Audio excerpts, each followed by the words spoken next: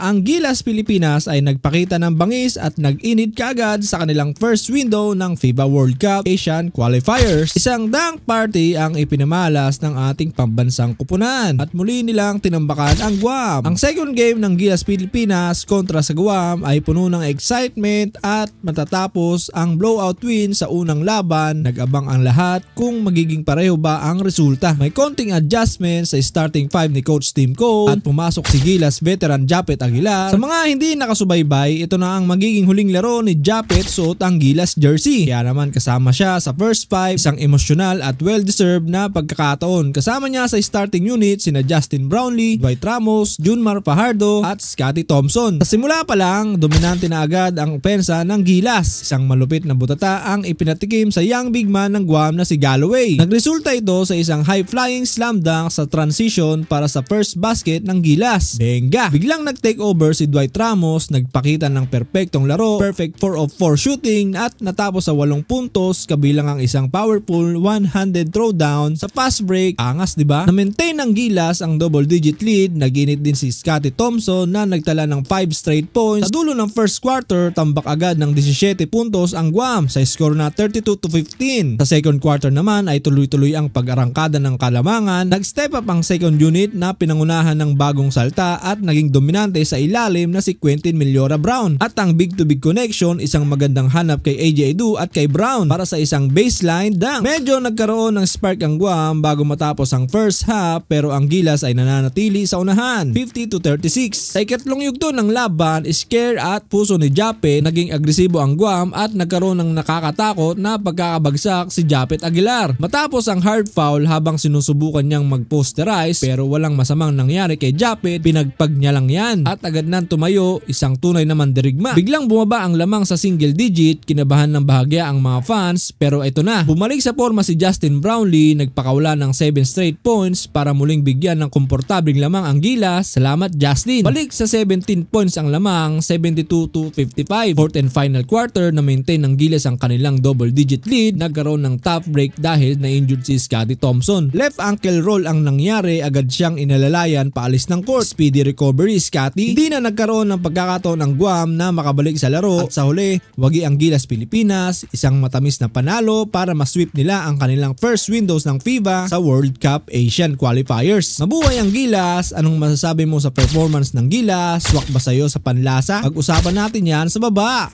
Yeah!